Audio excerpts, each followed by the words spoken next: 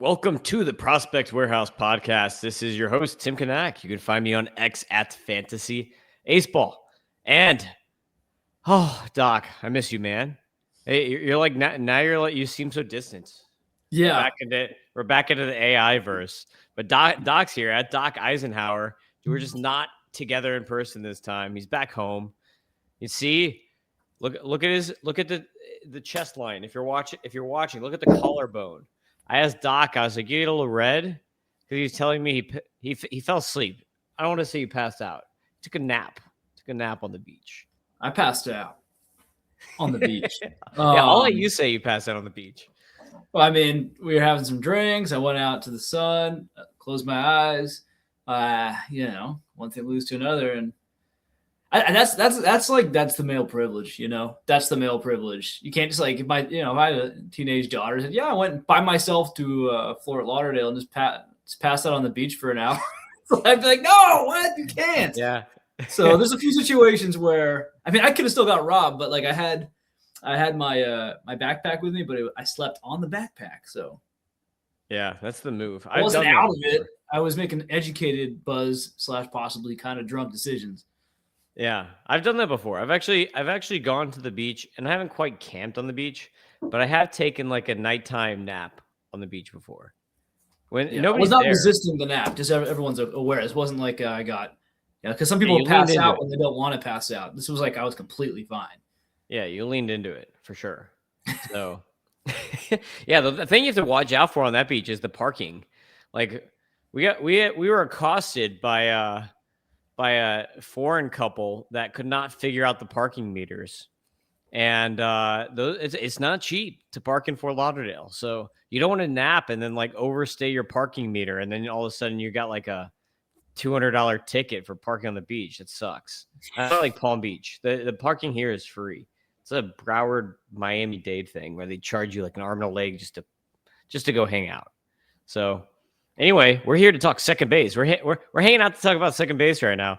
So we're gonna go straight into it. Boom! Look at that, Doc. Here we go. First tier. Can you believe it? My number one dynasty second baseman is Kevin McGonigal.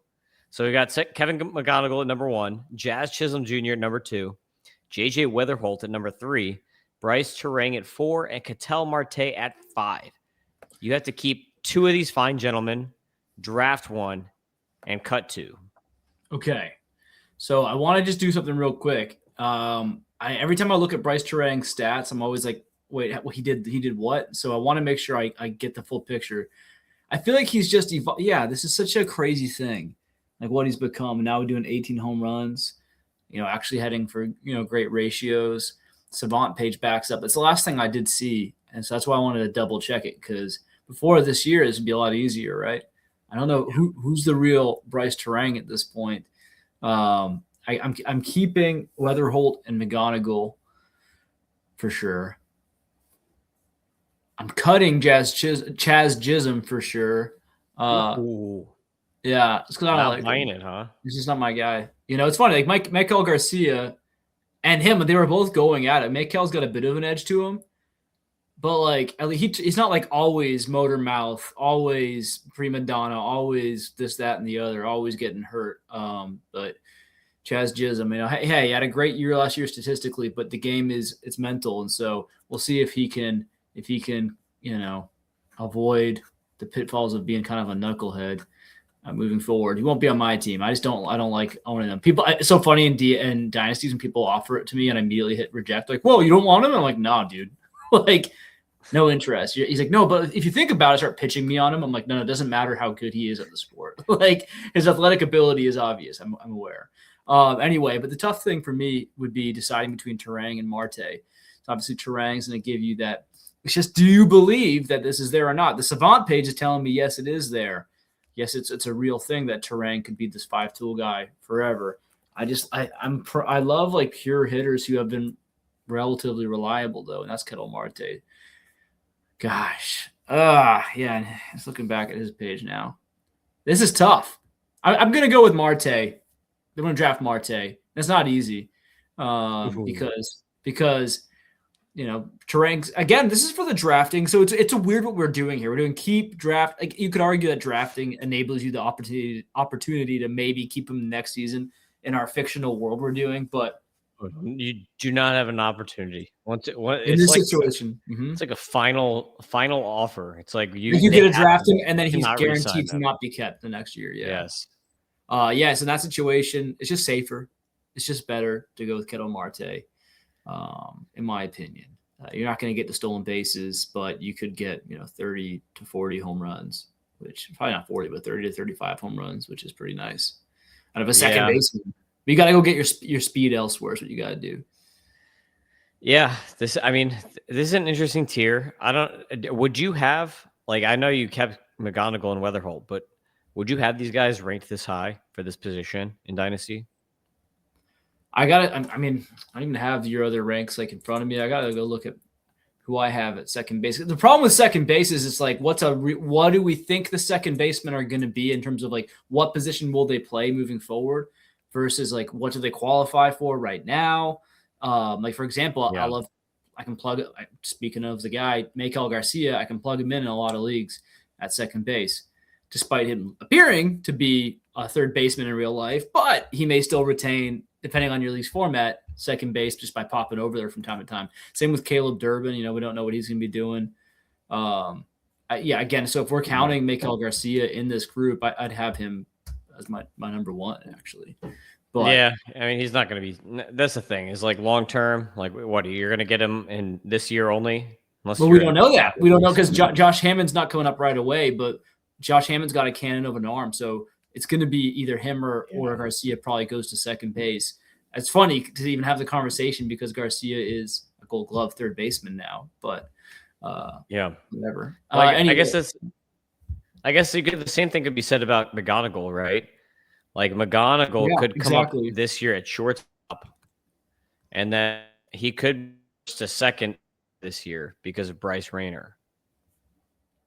So it's possible that McGonigal is like a 1-year shortstop and then moves to second base, or like a year and a half. Yeah, I'm also forgetting friggin' Jackson Holiday exists. Yeah, he'd be a keeper for me. So you're just going a little far here. He's not in this tier to me. Well, what I'm saying is like, did you ask me would I have these guys this high? Is that what you meant? Or yeah. What did you mean? Did you mean other players? Yes, basically that. Yeah, basically that. Do you think this is like the right tier, or would you have more guys in it, or like? Yeah, I'd have Jackson Holiday in this tier, 100%. I think that the hand injury is brutal, and it's just so frustrating. It keeps like he's so young, so he can afford to like keep on just being fine instead of being amazing. But just these things, it's just going to be another excuse to the haters, right?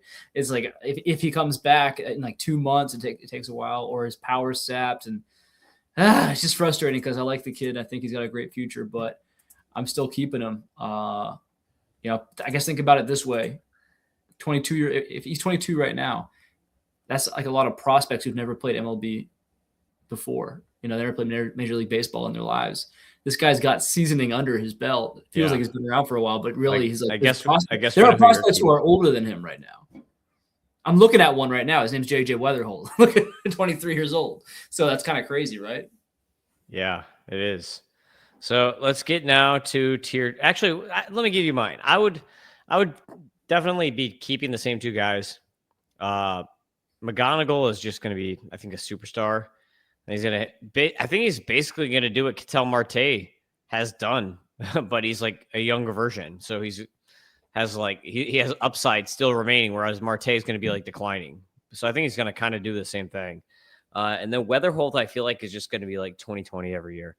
And it's just going to be like, okay, is Weatherholt going to be second base or is he going to be third base long term? It's kind of like what we're looking at. So, but I think I'm drafting Jazz, even though he's like hurt every year. It's just the steals. It's just like you're going to get a worse batting average. Like Marte is going to hit 280 maybe with the same amount of home runs as Jazz, but with Jazz, you're going to pop in another 30 steals if he's healthy. Even if he plays 130 games, you're going to get 30 steals. So it's like hard to frown at those steals. Like I know he's a goofball, and there's a lot more risk there with him. But when you have the power speed upside, not a lot of guys can do what he does. So, alrighty, let's get to tier 2. Let's see if I can do this without covering our faces. That's the trick. I don't know how John always is so good at this stuff. Like he's gonna teach me some production tricks here. But basically, let's see. Is this gonna be it? Tier 2? Did it. Look at that. All right, tier 2. We got 4-man tier here. We got Luke Keeschel, Ozzy Albies, Jackson Holiday, and Travis Bazana.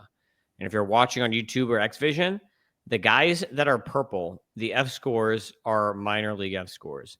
So Keeschel still didn't even play enough games last year to qualify for major league F scores because sample size is still too small for that. So keep that in mind when you're looking at these F scores. But basically I've got Keeschel at 6, Albies at 7, Holiday at 8, and Bazana at 9. What do you think, Doc? What are you doing here? Who are you keeping? Is it Holiday? Well, I'm keeping Holiday, as it'd be kind of hilarious if I didn't after that rant about him being in the other tier. It's a total fraud. No, I am keeping him, easily keeping him. And then Keeschel, though, it is tempting, but Keeschel, I was thinking was like he's on the verge of that first tier for sure. I think he's being drafted right now, like he's already there, which is interesting. You're not really getting a lot of discount. The cat's out the bag. If you play in an OBP or any kind of league that utilizes, on base percentage, even incorporated into OPS, it's like he plays really well there. Just I think a really all around solid player. So he's my draftee is Keeschel. I'm cutting the other two. Although I think it's an interesting buying opportunity on Bazana. It's like you want like a boring 2020 all around kind of guy. Yeah, he may not be the super flashy league winner, but I think he's an underappreciated talent. I mean, clearly you have him pretty high here, I'd say. So shout out to you. Yeah, I'd take him over Albies if that was the question. It's not the question here, but I'd take him over Albies in like a pick one, keep forever in a dynasty pretty easily. Yeah, I mean, there's a big age gap there, 6 years, and Albies is almost already like declining. Like he's so weird. He's like Jekyll and Hyde.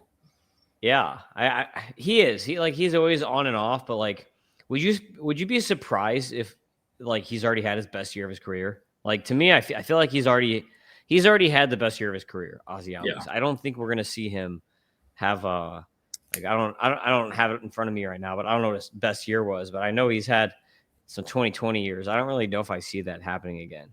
Like I guess I would say statistically his best year was 2021, 30 homers, 20 steals. Like there's no way he does that again, right? Well, he went from 33 home runs in 23 to 10 home runs in 2024. He's not really that fast. He doesn't seem to really hit the ball that hard. He's just kind of like it's weird. You look at his Savant page, it's almost like he's like a worse Caleb Durbin, like in every way. I don't know how. It almost makes you wonder how he must just pull the ball. I haven't looked at his profile yet, but he must just pull the ball right to even get to 16 home runs last year. I don't know what he was doing, and he's had a lot of injuries, right? So I believe one of them was a wrist injury. Yeah, he's also been like he's had incredible luck. I feel like his whole career. 33 home runs is insane for a guy his size in his profile. Yeah, he's definitely a pull guy. Like he had a 50% pull rate last year, so it's like it's not quite Isaac Paredes, but it's up for pull 51. Rates. Yeah, so it's funny how you can just like this is the thing, folks. Like you without even having to look into the profile, you just like in terms of like the batted ball profile. I'm just looking at his size. I'm looking at his unpredictability, his weak metrics, and I'm like, okay, he's got to be pulling the ball. And I look down, 51% in 2023. So that explains that. But even then, it's tough to keep that going, especially I'm sure the wrist injuries didn't help. So if you're an optimist, I guess you say, further away from those injuries, the better. But I'd rather catch the guy going up on the upswing, which is Travis Bazana, who is a completely different build to this guy, just bigger, faster, like probably a lot better for fantasy purposes. Yeah, I think so. Like he might steal just as many bags. So I mean, who? Like as Albies, Bazana is going to steal more bags. Majors. Yeah, probably. I think what I'm doing this tier is I'm going to be keeping Keeschel and then drafting Holiday. Yeah. What if he misses 2 months? Albies is so hard to trust Like, I think that Holiday is much safer, despite despite Holiday not living up to his potential yet.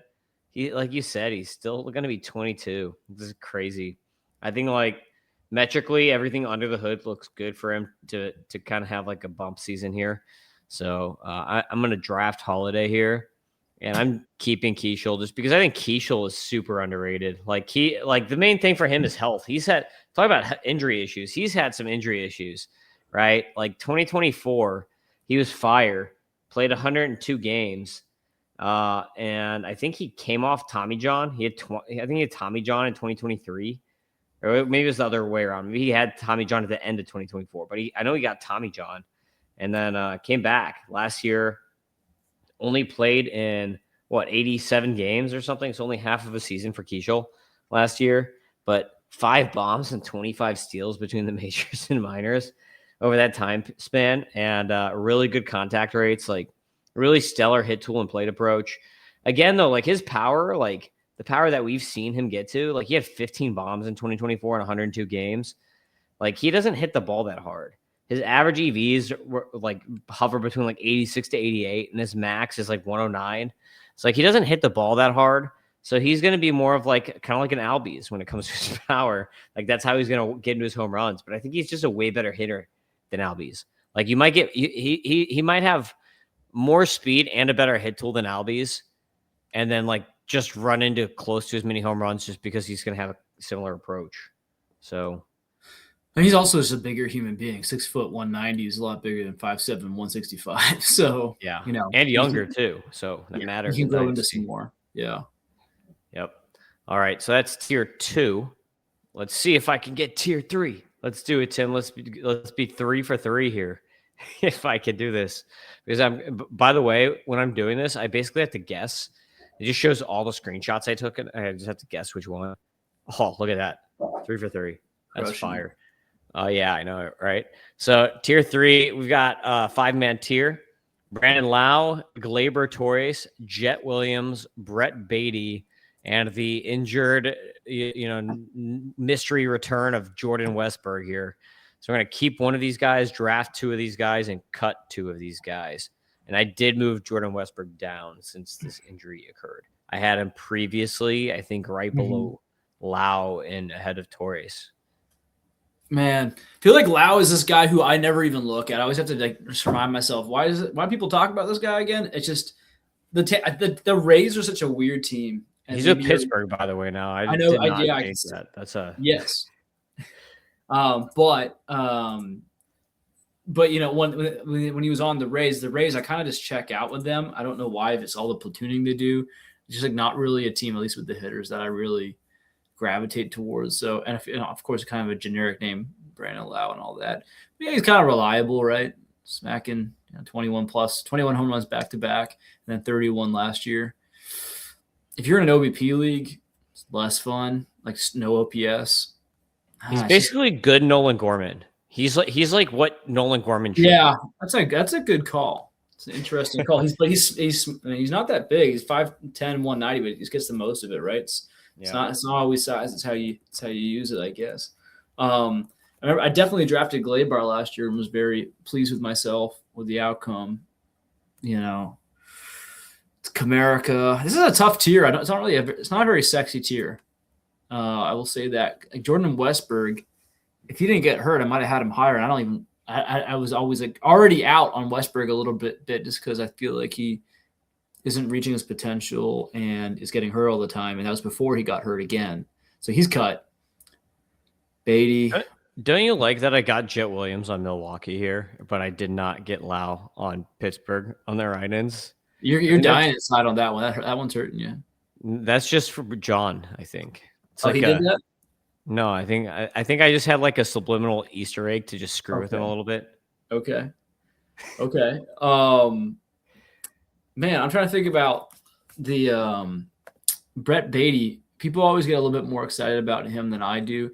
This is a tough one. Like the last couple of tiers, I knew exactly what I wanted to do here. But as you can tell, folks, this is evidence that we don't share the questions beforehand. This is a straight up true keep, draft, cut. Gosh, it just sounds crazy to keep Jet Williams, but I think I'm doing it just because I don't want to draft him. I don't know what he's going to do this year.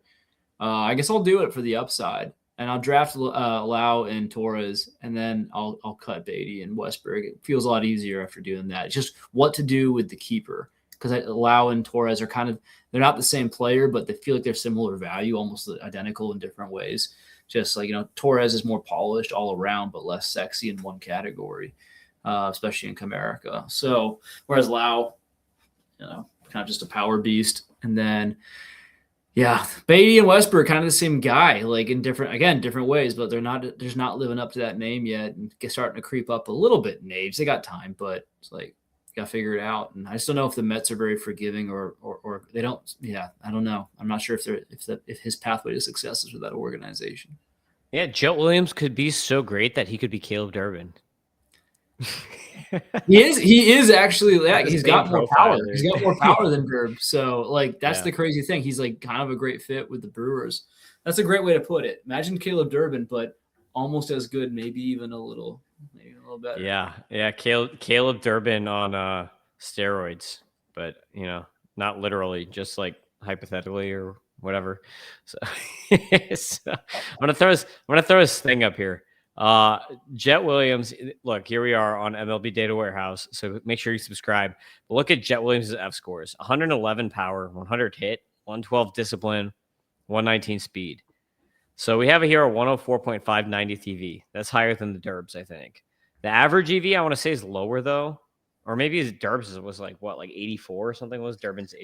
No. I'm gonna bring it up right now. Caleb Durbin.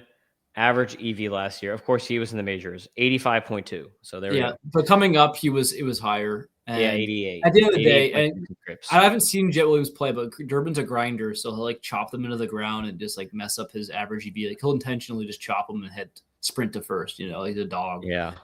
Well, here's where Jets got him, dude. Check this out. A 22.2% air pull is insane for a little dude. That's like a ridiculous air pull. So he's going to run into like 20 home runs just based on angles, 8% barrel rate and 18-degree average launch angle. So he has way better angles than Derbs. That's the difference. Derbs had I'm trying to pull it up right now. Derbs had an 18% line drive, 42% ground ball. So we're looking at a little bit better of a line drive rate here and just really good air pull metrics. Whereas Derbs is kind of like average. Like Derbs isn't bad for air pull. He's just pretty much like right down the center of Main Street here. So Jet, just really good angles, really good plate skills. I like Jet Williams a lot. I think I'm gonna also keep Jet Williams here, even though I really like Brett Beatty. But the Mets bring all these dudes in. It's like how much playing time is Beatty gonna get now? I think Beatty I really like still as like an underrated asset, I guess I would call him, like an underrated potential guy here for leagues because I think he's just going to be cheap now. But I'm not going to draft him. I'm still going to draft Brandon Lau because Brandon Lau is like a banked thing. Like he's going to hit 25 to 30 bombs. Probably in Pittsburgh less, probably more like 25. But he's going to be like the cleanup hitter on that team. And now that he's not on the Rays and he's in Pittsburgh, like is he going to get platooned still? Probably not because like who else are they going to put there? Like Nick Gonzalez. Like you're not going to sit Brandon Lau for Nick Gonzalez. So it's like, okay, never like say never. Maybe Spencer Horwitz plays a little bit second and like gets in there, I guess would be like the if they do platoon him, it'd be like Spencer Horwitz, not Nick Gonzalez, I think. But yeah, I'm still going to draft. I'm going to draft Lau and I'm going to keep Jet Williams. So that's tier 3. Let's get to tier 4. Oh, let's see if I can keep this magic up, Doc. Let's see if I can do it. Everyone who's like listening is like, what is he talking about? But you have to be watching to kind of figure out that Tim is not as good of a producer as John. So it just is what it is. Yes, I did it. Boom. Check it out. 4 for 4, baby. So tier 4, we have a 7-man tier starting with Xavier Edwards, Nico Horner, very similar guys, Matt McClain, bad year last year, Luis Garcia Jr., Brennan Donovan. Now I didn't add his thing. Maybe that's just me being sad. I got to update him to Seattle. Colt Keith, Detroit, and Bryson Stott, Philadelphia Phillies. This is an interesting tier. All these guys are usable in fantasy leagues, so it's not like we're at dead people yet. All these guys are definitely very usable still. But we're gonna keep one here, Doc. We're going to draft 3 and we're gonna cut 3. Very interesting tier because there's like a lot of these guys have been around for a little bit, for like 2-3 years. So there's not like a rookie guy or like an obvious like top prospect type keep. No, I think there is an obvious keeper. I think it's Nico Horner. I think the whole industry is too low on him. I think he's not the same guy as Xavier Edwards. He steals the same, if not more, stolen bases. He's got a little bit more pop at least.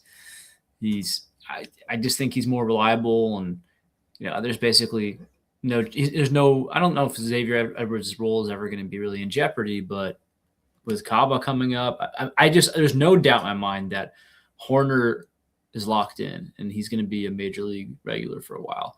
Whereas Xavier Edwards has like 1 home run power, and that's just you always wonder if you get the wrong manager in there, or wrong mindset. They just don't like that. You know what I mean? Like, it's more of a replaceable guy, more of a guy who can turn into a platoon or a utility bat. So Nico, I just like him. Maybe it's also because he's in a way better offense. Historically, the Cubs, at least.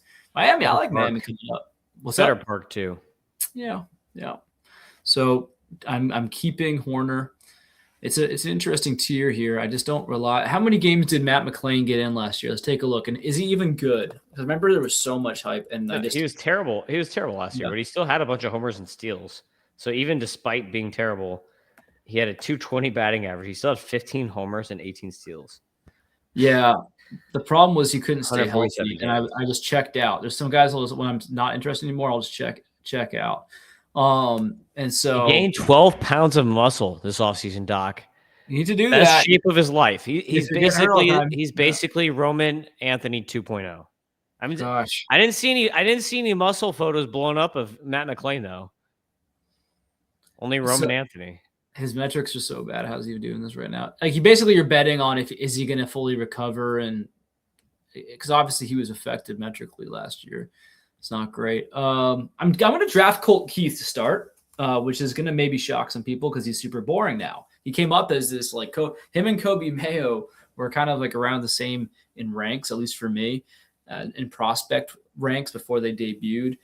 Thinking they're both built kind of big, both will be sluggers. I think the consensus was Mayo's got more pure slugging ability. But still, I think that we figured that Keith wouldn't be far behind him. It was interesting. Keith's just come up and been able to be a really good, solid hitter.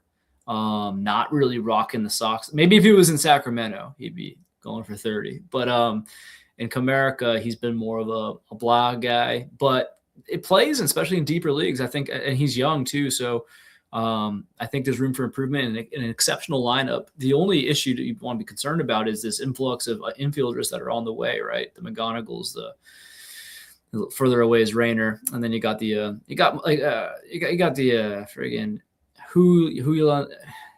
Asian guy. I'm sorry, guys. It's like, what's more offensive, mispronouncing the name or saying the Asian guy? How you Lee? Here, I'll do another one too. How about the Scandinavian guy? The Scandinavian guy. Who's that? They have I'm so exhausted now. Who's the Max white Anderson? Guy? That's the one. The guy with the glasses. Yeah, Anderson's Swedish. You mean the nerd? Anderson's Swedish. Anderson is Swedish? I didn't know that, dude. I thought it was just like English. Pretty sure Anderson is I know Swedes and why? Because there's a son, Erickson, Anderson. I think Anders so. Yeah, that makes sense. Like Anders' son. That actually makes a lot of sense. Yeah, because Tucker Carlson, I know he's talked about being Swedish. I know there's there's all these guys who, yeah. And then what's the other? Yeah, I grew up watching a lot of hockey, and all these guys with the SS. Well, the SSON is easier to spot. Yeah. The SON probably got anglicized. Anyway, so there we go, folks. We got an Asian guy and a Swedish guy walk into a bar. And they try to kick Keith out of his roster spot. And there's Jace Young just hanging out for some reason too. A bunch of guys are coming up. Bryce Rayner down the road. So yeah, but for this year, I think Keith's got it locked in, and so we'll see what happens. I gotta hurry it up here because we're kind of going on in this position. It's just Luis Garcia just doesn't get me going, so we'll get rid of him.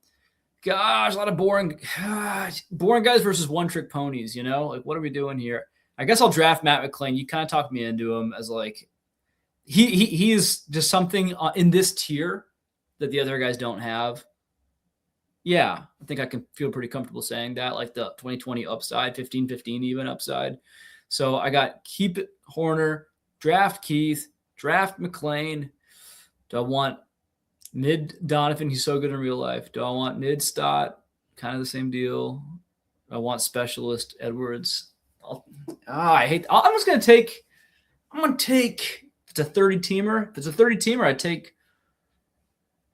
can't take Donovan. I gotta be sexy. Go Xavier Edwards. I'm going it. Oh, I had to do it, man. It's fantasy. In real life, I take Donovan every day. Man, you're going Blake Snell's best friend. So I'm in this tier. I'm crazy. I would still keep Matt McClain. I'm such a wow. Fool me thrice. Shame on me. I don't know. I've always been a Matt McClain guy. I've loved Matt McClain since he first debuted. Before he debuted, I was the guy pumping Matt McClain before he ever even debuted. When he was a rookie and he was awesome. I was the one who was on him before. In spring, I was like, this guy's going to break out. Watch this guy. He's having a killer spring. And then he had an awesome season and then got hurt. So I'm just going to stick with it. Francona trusts him. I trust Tito. So I like Tito's vodka. Transitive property. I like Tito's vodka. And I trust Tito. So I'm going to trust Matt McClain because Tito trusts Matt McClain. So I'm going to keep Matt McClain. And I'm going to draft Luis Garcia Jr. I'm going to draft Brendan Donovan because Brendan Donovan is a stud who plays like 5 positions. So he's like the best bench player ever. That's the guy you want just as your super utility guy on your bench to like fill in for when someone gets hurt so you don't lose points basically.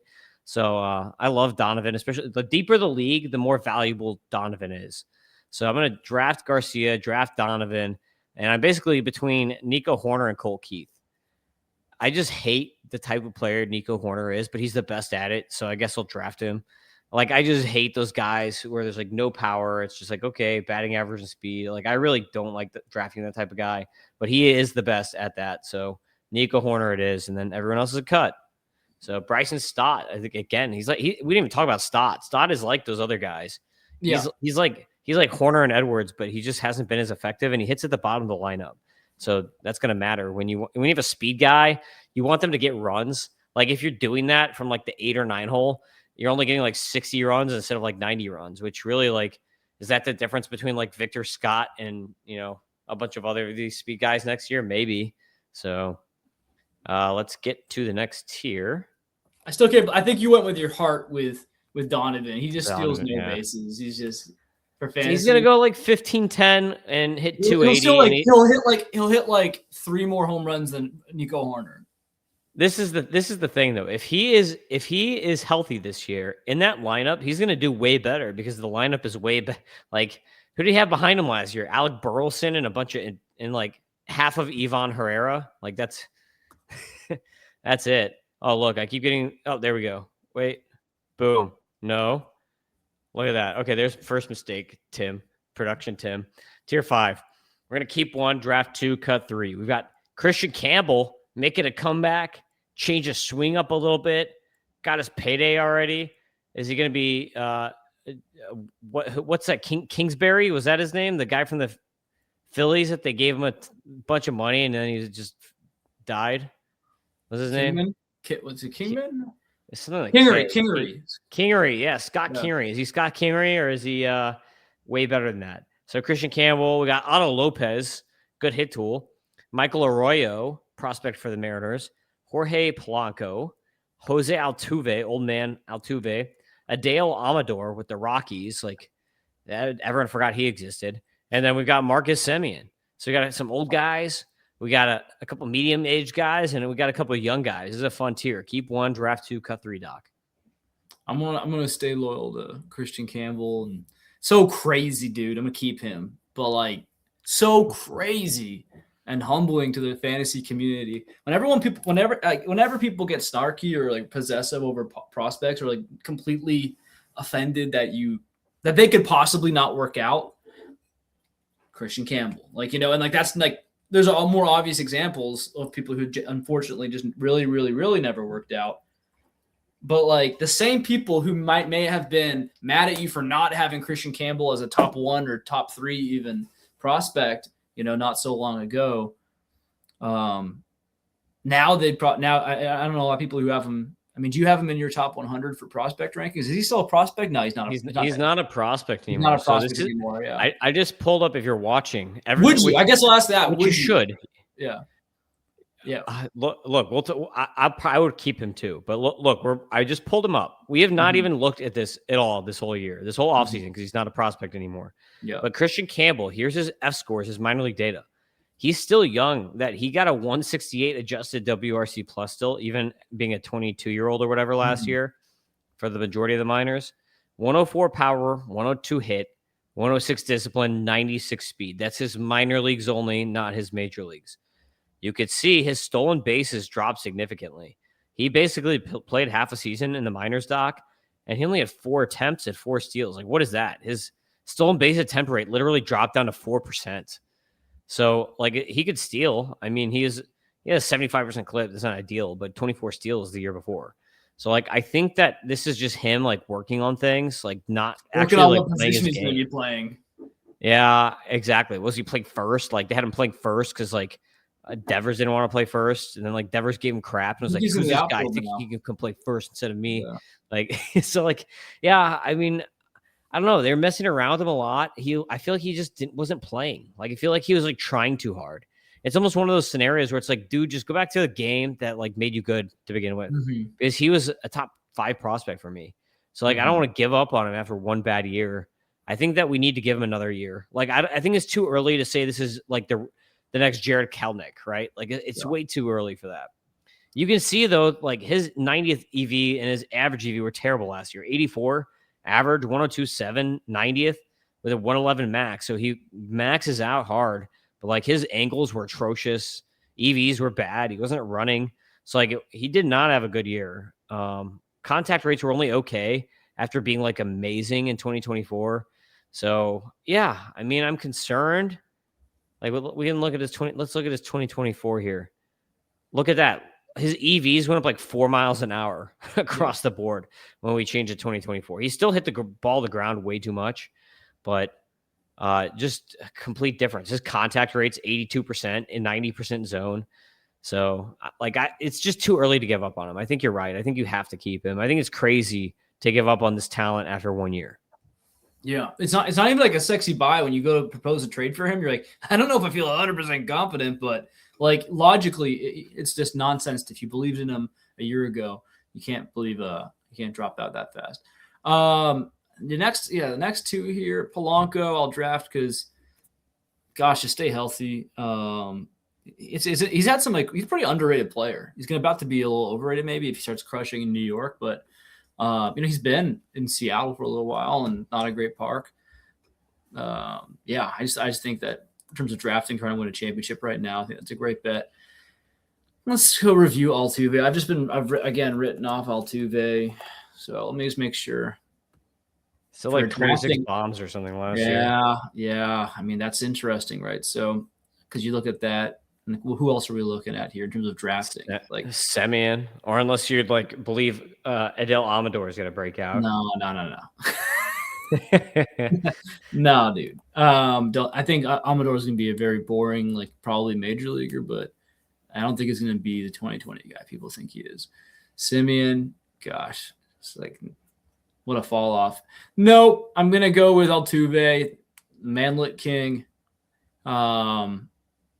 Rise up, brother. So that's my keep, cut too. And so everyone else, keep and then draft Polanco and Altuve, and I'll cut the rest. Shout out to Otto Lopez. He's kind of boring, but like 15-15, like it's a deep league value, probably still more about almost as valuable as Brandon Donovan. But yeah, better in points leagues because he gets a lot of hits. 15-15, kind of like a surprising 15-15. So yeah, Otto Lopez for points leagues maybe.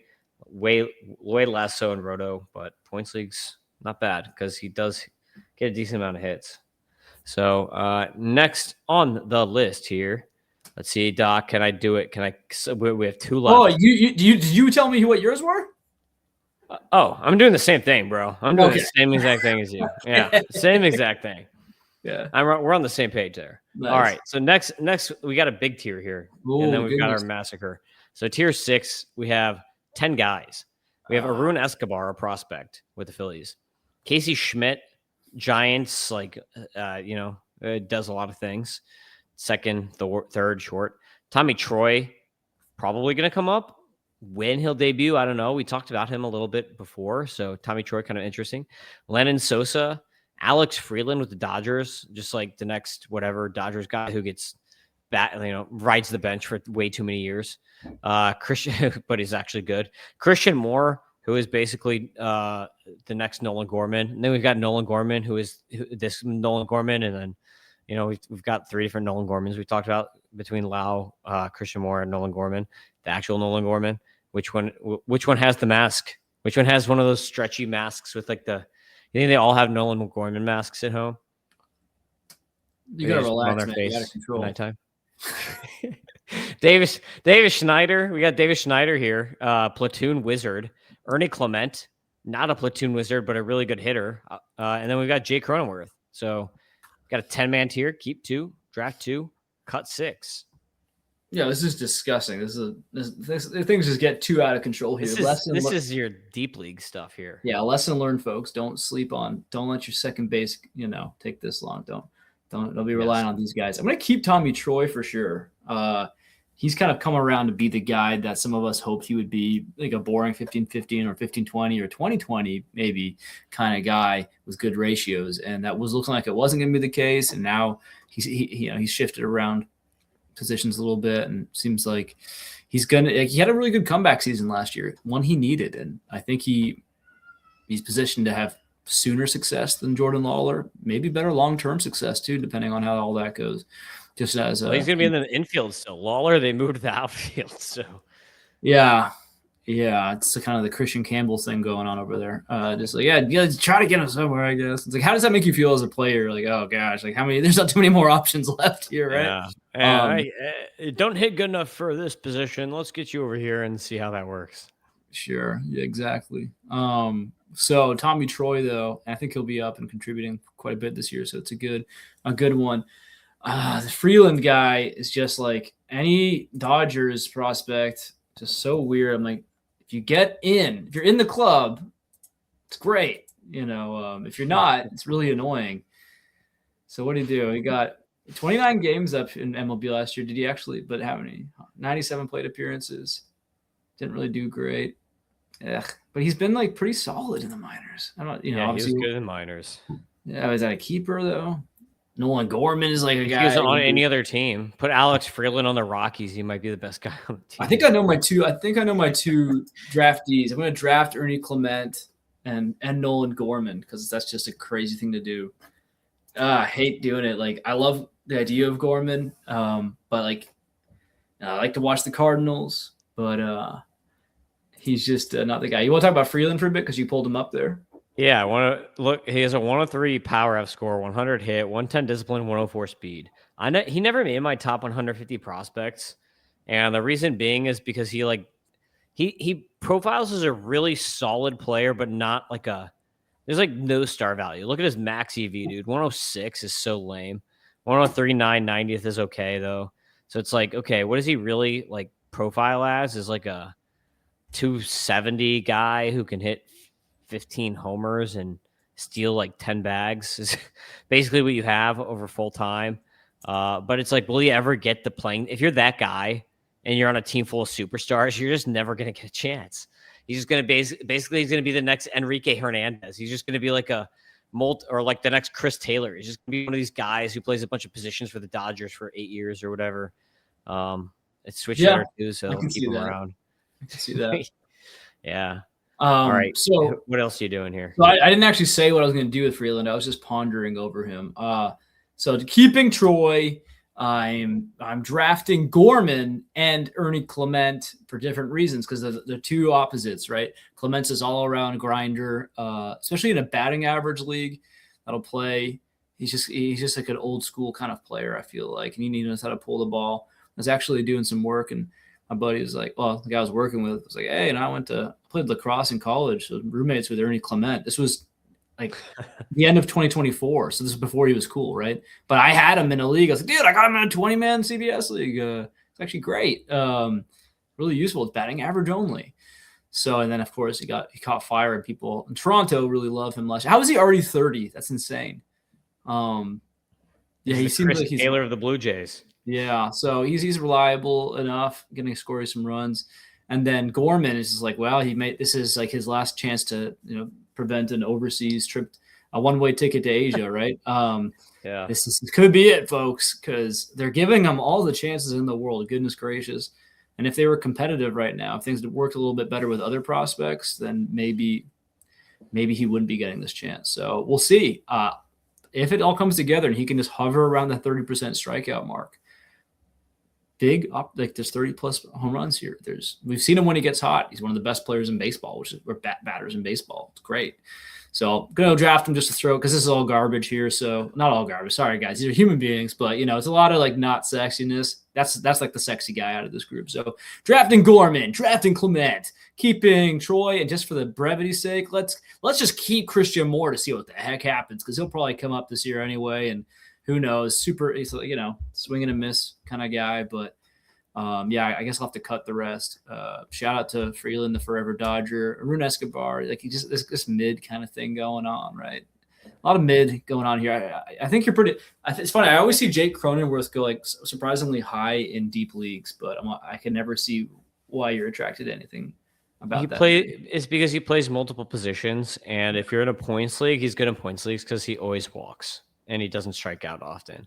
So he's good. He's good for points leagues. Can't deny that. I see it outside of points leagues too. So this guy's just weird.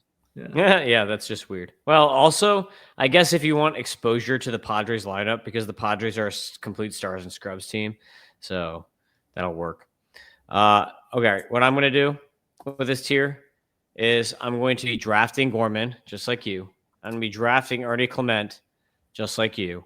I'm going to be keeping Tommy Troy, just like you, and I'm also going to keep Arun Escobar. Okay. So Arun Escobar, F scores 108 power, 104 hit, 103 discipline, 108 speed. Really good contact rate, 78% contact, 88% zone, 24 steals last year with an 83% success rate, and good EVs for a middle infielder here. 89.2 average EV, 104.7 90th, almost a 111 max. Those are good EVs for a middle infielder. So, and he's young still. He's 20. So, like, there's a lot of room for him to grow. So, I'm pretty big on Arun Escobar. There aren't a lot of good middle infield prospects, and he's one of them because he doesn't suck at anything, right? Like, and it's funny. I was talking to Chris Blessing, and Blessing was like, my secret for second base prospects is find a guy with a 50 hit tool that can either steal 20 bags or hit 20 home runs, and that's a guy that's going to matter for fantasy. So, like, I think Arun Escobar has at least a 50 hit tool, probably a 55 or 60 hit tool even. And I think that he could probably hit 20 home runs, and he could maybe steal 15 bags. So I gave him a 50 out of 60 on the hit tool even. So Arun Escobar, I comped him to Jean Segura because he reminds me of him mechanically. That's my comp I threw on him, but I like him. So that's who I'm going to keep. Let's get to the massacre, the final countdown. Let me see if I can get it. Dude, I've got one left. Let's see if I can actually hit the right one. Let's see if let's see if it will actually show this whole thing on the page. Check that out. We got so many guys here. All right. We got Demetrio Crisantes, Aaron Estrada, Jefferson Rojas, Rami Gonzalez, Jonathan India, Cody Clemens, Cole Young, David Hamilton, Thomas Sajazi, Jadher Arenamo, Willie Castro, Maximo Acosta, Brian Rocchio, Tommy Edman, Jeff McNeil, Termar Johnson, Gavin Killen, Hai-Seung Kim, Tyler Freeman, Rock Riggio, Max Muncy from the Athletics, Andres Jimenez, Josh Adamczewski, Sam Antonacci. You like how I put the Antonacci and the Adamczewski, even though it's Polish and Italian, like their names still sound alike. Luis Rengifo, Luis Angel. I did not do the Luises on purpose either. Luis Angel Acuna, Nick York, Edmundo Sosa, Zach Galoff, Ryan Ritter, Nick Gonzalez, the worst player in baseball. No, I'm just joking.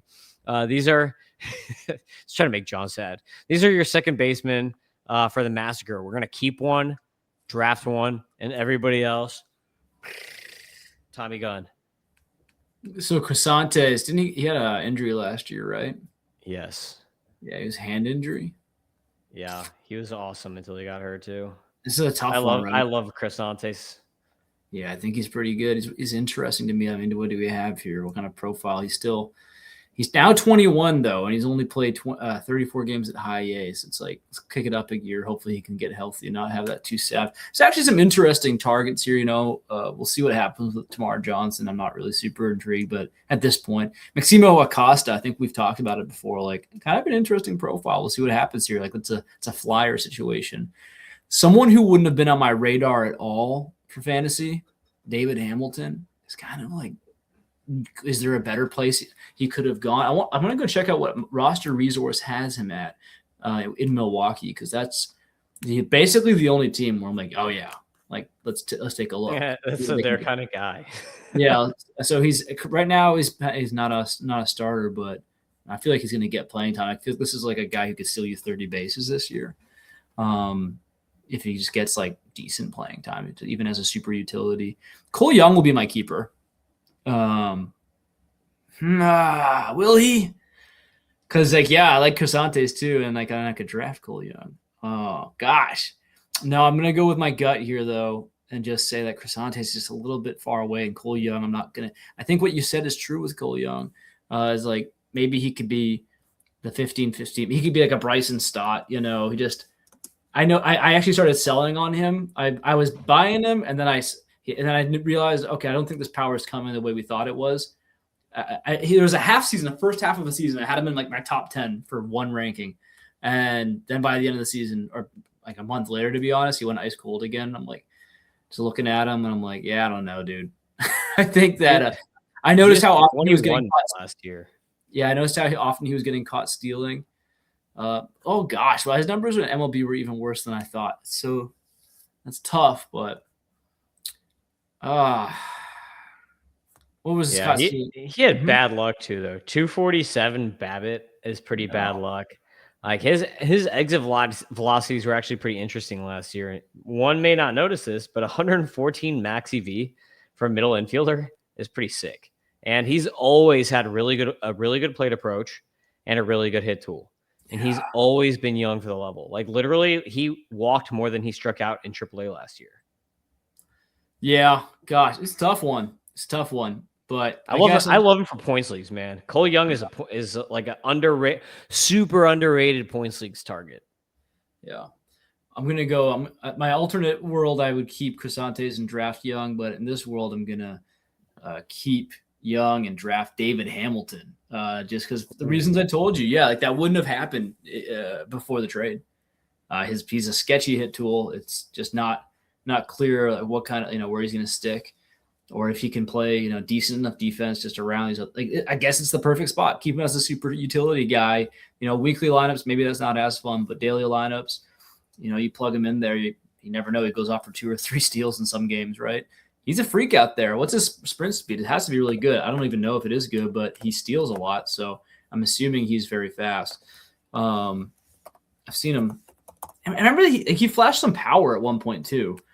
I think he's one of the 5 or 10 fastest guys in baseball. Like obviously not Chandler Simpson's there, but I think a couple years ago, 95th percentile. So even last year, we all just remember that's actually insane.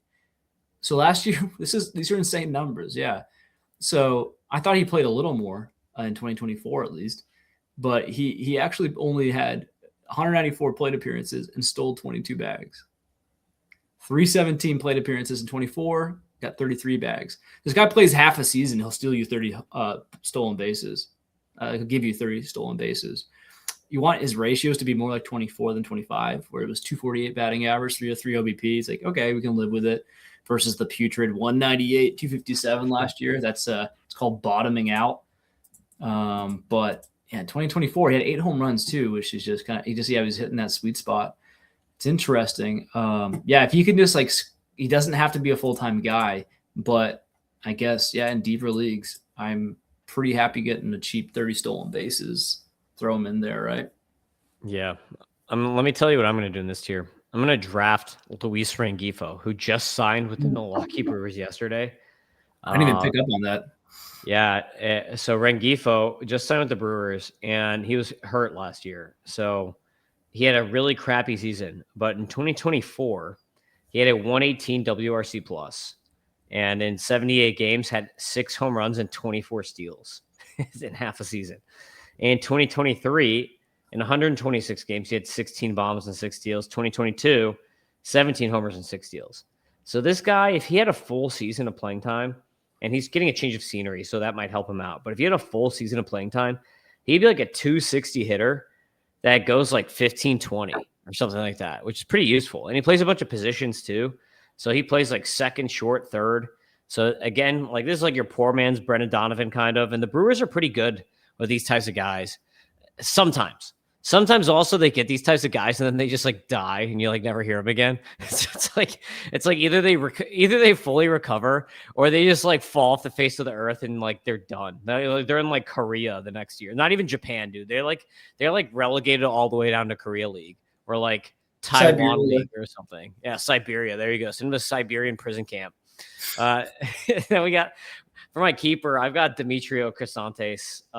You were really on the fence about Crisantes. I'm going to throw his numbers up. If he wasn't hurt, I'm pretty sure it would have been a lot easier for me. If he wasn't hurt, this guy would be ranked so highly. I have him as my 64 prospect, and he'd probably be top 50 if he never got hurt. F scores. This guy only played in a quarter of a season, had 6 steals and 4 home runs, but this is what matters. He walked more than he struck out. He had an 86% contact rate.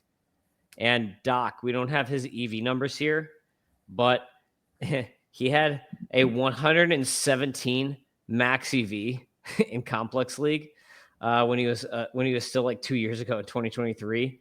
And last year he had a 106.5 90th. So this guy hits the ball really, really hard. He has hit the ball very, very hard before.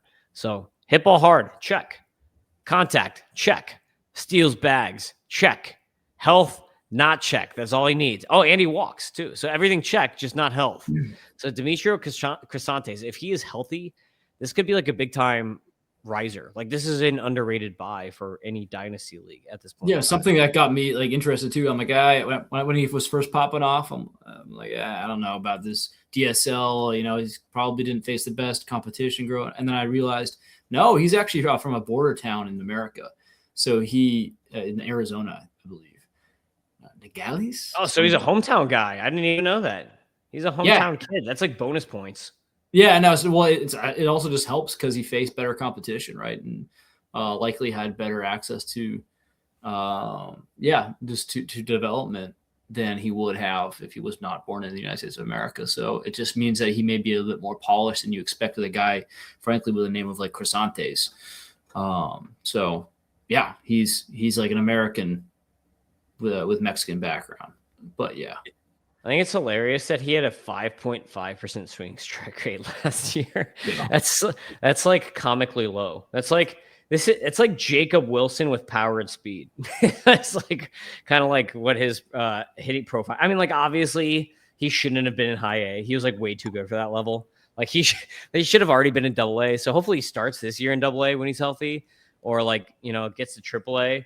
But I feel like he could be right behind Tommy Troy. And the dude is still young. He's only 21 now. So it's not like he's hurt and he like lost a whole year and he's like 24, 25. Like he's going to be 21 this year. So dude's really good. That's the podcast, Doc. You can follow Doc on the X at Doc Eisenhower. Follow me at Fantasy Ace Ball. Make sure you subscribe to MLB Data Warehouse. And when you subscribe, make sure you tell John it's because of Tim and Doc. So like it's funny. I had someone message me the other day and they said, "Hey, I subscribed because of you." And I messaged them back and I was like, "Did you tell John?" And then like I screen capped it and sent it to John and he's like, "Oh, now I have to send you money. Gross." So like please tell John when you sign up because of Doc and Tim, so the proper people can get paid for their work. John's like, "Don't do it. Don't do it." But yeah, do that. And then also make sure you buy the prospect package if you need help drafting for your draft cheat sheets. Prospect package $29.99. I'm gonna press the end button, Doc, in 3 seconds just so we can end at exactly 60. Check that out. Boom.